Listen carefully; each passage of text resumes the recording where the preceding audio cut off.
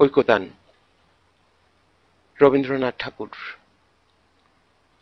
আজ আমরা বিশ্বকবি রবীন্দ্রনাথ ঠাকুরের ঐকতান কবিতা নিয়ে আলোচনা করব।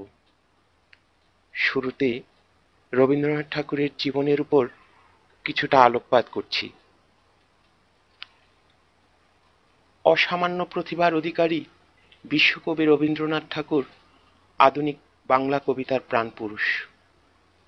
মানব ধর্মের জয় ও সৌন্দর্য তৃষ্ণা রোমান্টিক এই কবির কবিতার মূল সুর।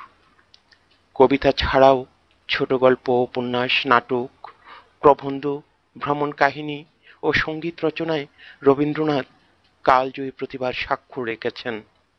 তিনি একাধারে অনন্য চিত্রশিল্পী, অনিসন্ধ বিশ্ব পরিব্রাজক, দক্ষ সম্পাদক, অসামান্য শিক্ষা সংগঠক ও চিন্তক। নিজে প্রাতিষ্ঠানিক শিক্ষা গ্রহণে নিরুৎসাহী হলেও বিশ্বভারতী নামের বিশ্ববিদ্যালয়ের তিনি স্বাপ্নিক ও প্রতিষ্ঠাতা। মাত্র 15 বছর বয়সে তার প্রথম কাব্য বনফুল প্রকাশিত হয়। গীতাঞ্জলি ও অন্যান্য কাব্যের কবিতার সমন্বয়ে স্ব-অনূদিত সং অফারিংস কাব্যগ্রন্থের জন্য 1913 সালে প্রথম বাঙালি, প্রথম এশীয় হিসাবে তিনি সাহিত্যে নোবেল পুরস্কারে ভূষিত হন। এবারে আসি কবিতার উৎস ও পরিচিতিতে। ঐকতান কবিতাটি কবির জন্মদিনে কাব্যগ্রন্থের 10 সংখ্যক কবিতা। কবির মৃত্যুর 4 মাস আগে 1348 বঙ্গাব্দের 1 বৈশাখ জন্মদিনে কাব্যগ্রন্থটি প্রকাশিত হয়। 1347 বঙ্গাব্দে ফাল্গুন সংখ্যায় প্রভাসীতে ঐকতান নামে কবিতাটি প্রথম প্রকাশিত হয়। মূল আলোচনার পূর্বে কবি ও কবিতা সম্পর্কে কিছু কথা। ঐকতান কবিতাটি জন্মদিনে কাব্যগ্রন্থের 10 সংখ্যক কবিতা। জন্মদিনে কাব্যের কবিতায় কবি নিজের জীবনকে বিবৃত করেছেন। এই কাব্যের কোনো কবিতাতে দুঃখ দুর্যোগের শেষে নতুন সৃষ্টির মধ্যে নবজীবনের আশার কথা, আবার কোনোটিতে শুধু কাব্য জীবনের পরিচয়। কবির 10 সংখ্যক এই ঐকতান কবিতায় তার কবিকীর্তির অসংকোচ নিরপেক্ষ বিচার করতে চেয়েছেন। তিনি এই কবিতাটিতে তার স্বভাবজাত বৈশিষ্ট্য, সাধারণ মানুষের প্রতি গভীর মমত্ববোধের প্রকাশ ঘটিয়েছেন। জীবন ও জগৎকে জানার ব্যাকুলতায় তিনি বারবার বিশ্ব ভ্রমণে বেরিয়েছেন। ছোট গল্প, উপন্যাস, প্রবন্ধে বাঙালির সর্বস্তরের জীবনযাত্রায় প্রবেশের পরিচয় দিয়েছেন। লৌকিক চলিত ভাষায় সমস্ত ভঙ্গিই তার আয়ত্তে। আধুনিক কালের কবি ও সাহিত্যিক এবং অপরাপর শিক্ষিত ব্যক্তির চেয়ে কৃষক, ভূমিহীন সাধারণ মানুষের সাথে কবির পরিচয় ছিল অনেক গভীর। আত্মজীবনী বিবৃতিতে কবি নিজেকে স্বপ্নচারী, রোমান্টিক বলে আখ্যায়িত করেছেন। এই কারণেই কৃষিজীবী, জেলে, তাঁতি তথা সমাজের শ্রমজীবী হতদরিদ্র মানুষগুলোর সাথে একাত্ম হবার তীব্র আকাঙ্ক্ষা সত্ত্বেও তাদের বাস্তব সুখ দুঃখকে ঠিক তাদের মতো করে উপলব্ধি করতে পারেননি বলেই কবি মনে করেন। তার কবিতায় তিনি শ্রমিক কৃষকের সংগ্রামী জীবন তার নিজের জীবন হলো না বলে আক্ষেপও করেছেন। অর্থাৎ তিনি মেহনতি জনতার জীবন বরণ করে নিয়ে তাদেরই কবি হতে চেয়েছেন। কবি অখ্যাত জনের নির্বাক মনের যে কবির আগমন প্রার্থনা করেছেন, তা সাধারণ মানুষ ওই কৃষক শ্রমিকের মধ্য থেকেই জন্ম নেবে, যাদের উপর ভর করে এই জগৎ সংসার এগিয়ে চলেছে। এই কবিতায় কবির অসাধারণ মানবীয়তার প্রকাশ ঘটেছে। কবিগুরু ঐকতান কবিতাটিকে নিতান্ত আক্ষরিক অর্থে গ্রহণ না করে কবির সুতীব্র মানবিক সহানুভূতির দিক থেকেই বিবেচনা করতে হবে। কবির কথায়, যা কিছু হারালো মোর, সবচেয়ে কার লাগি জাগিল বেদনা, সে আমার ভবিষ্যৎ, যারে কোনো কালে পায় নাই। এবারে ঐকতান কবিতার মূল আলোচনায় আসি। বিপুলা এই পৃথিবীর কতটুকু জানি। কবিতার এই পংক্তিতে জীবন ও জগৎকে জানার যে তীব্র ব্যাকুলতা কবির ছিল, তারই প্রকাশ ঘটেছে। দীর্ঘ জীবন পরিক্রমণের শেষ প্রান্তে দাঁড়িয়ে কবি অনুভব করেছেন নিজের সীমাবদ্ধতা ও ব্যর্থতাকে। দেশে দেশে কত না নগর রাজধানী, মানুষের কত কীর্তি, কত নদী গিরি সিন্ধু মরু, কত না অজানা জীব, কত না অপরিচিত তরু রয়ে গেল অগোচরে। এ বিশ্বজগতের কত দেশ নগর রাজধানী, কত নদী পাহাড় সমুদ্র মরুভূমি, কত বিচিত্র প্রাণীকুল গাছপালা, কত কীর্তিমান মানুষের কীর্তিতে সমৃদ্ধ পৃথিবী, জীব ও জড় বৈচিত্র্যের বিপুল সম্ভার এই জগৎ। এর অনেক কিছুই কবির অগোচরে রয়ে গেছে। এই ক্ষুদ্র নশ্বর জীবনে সবকিছু ধারণ করা কখনোই কোনো মানুষের পক্ষেই সম্ভব নয়। বিশাল বিশ্বের আয়োজন মন মোর জুড়ে থাকে, অতি ক্ষুদ্র তারই এক কোণ। কবি পার্থিব জীবনে সাহিত্যের বিচিত্র শাখায় প্রবেশ করেছেন, কিন্তু জীবন সায়ান্নে এসে অনুভব করলেন যে বিশ্বের যত জানার বস্তু আছে তা সারা জীবনেও কোনো মানুষের পক্ষে জানা সম্ভব নয়। কবির সহজ স্বীকারোক্তি তার মন জুড়ে থাকে এ বিশাল ভাণ্ডারের জগতে অতি ক্ষুদ্র এক কোণ। কবি এটি স্বীকার করেছেন যে জ্ঞান সাগরের ক্ষুদ্রাতি ক্ষুদ্র এক নুড়ি তিনি গ্রহণ করেছেন মাত্র।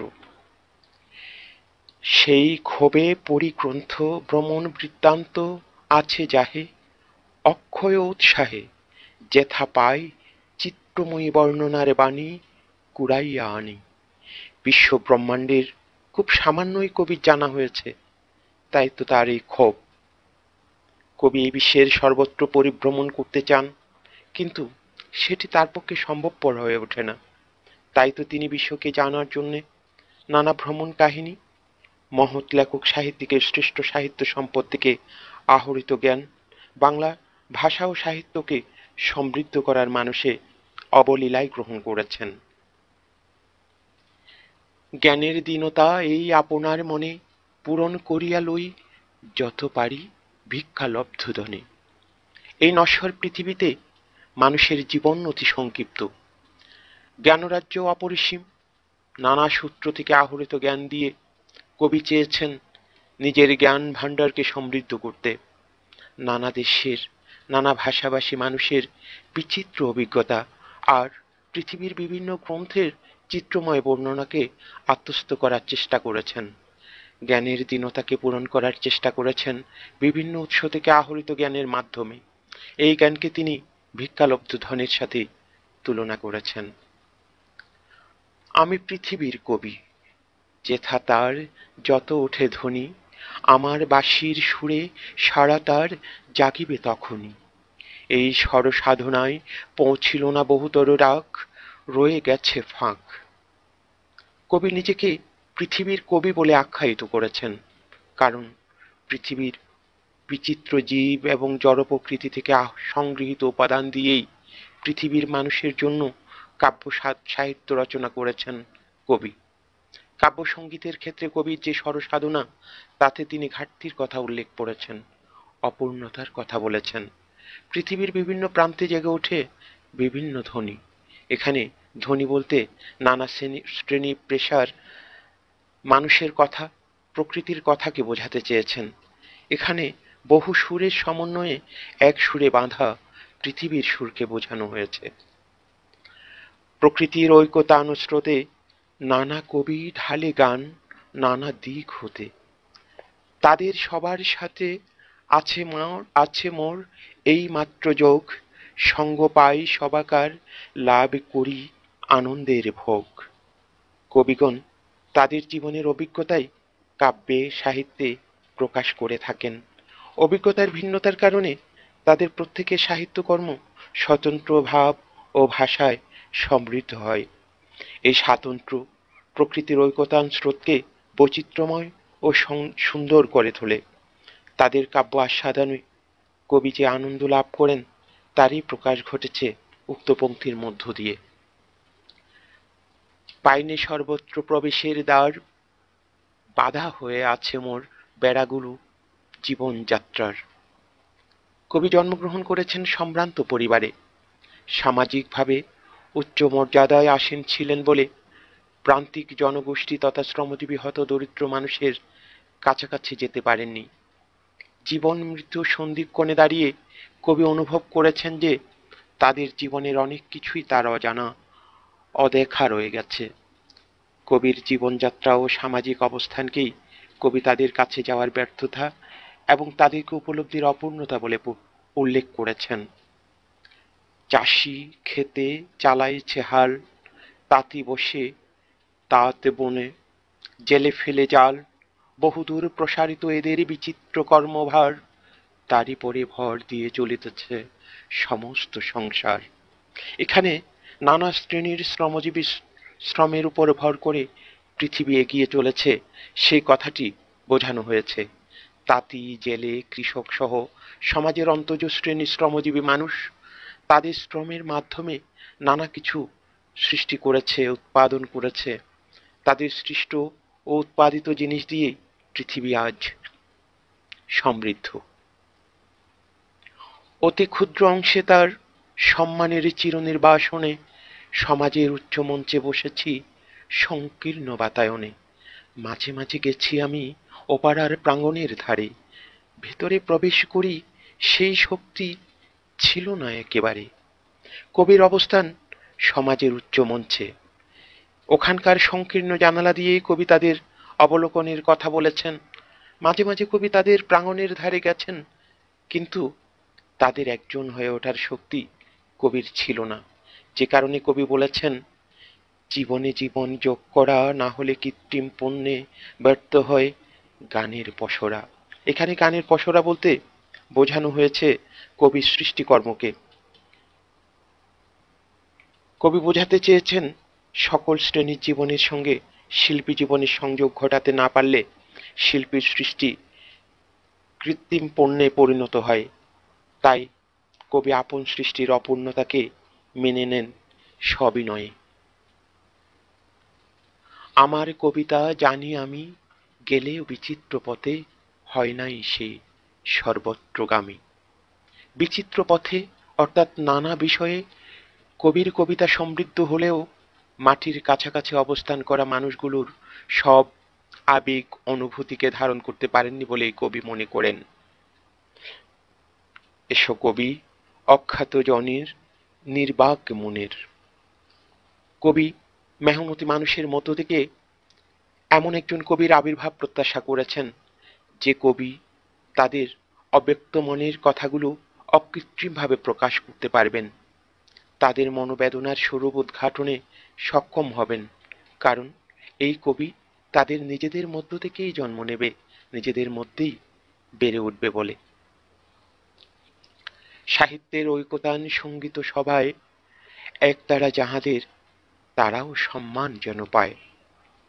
সাহিত্যের ঐকতান সঙ্গীত সভা এর অর্থ হল জীবনের সর্বপ্রান্ত স্পর্শী সমস্বর বা ঐকতান। সাহিত্যের বিষয় সভায় উপেক্ষিত মানুষগুলো যেন সম্মান পায়। সুখ দুঃখ সহ্য করা এই নির্বাক মানুষগুলো, যাদের সাহিত্যের বিষয় সভায় স্থান না পাওয়ার কারণে সাহিত্যের ভুবন আনন্দহীন শুষ্ক মরুতেই পরিণত হয়েছে বলে কবি মনে করেন।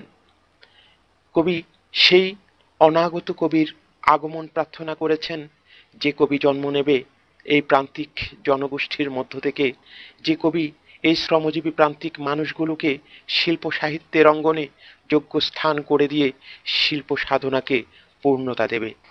কবির ভাষায় অবজ্ঞার তাপে শুষ্ক নিরানন্দ সেই মরুভূমি রসে পূর্ণ।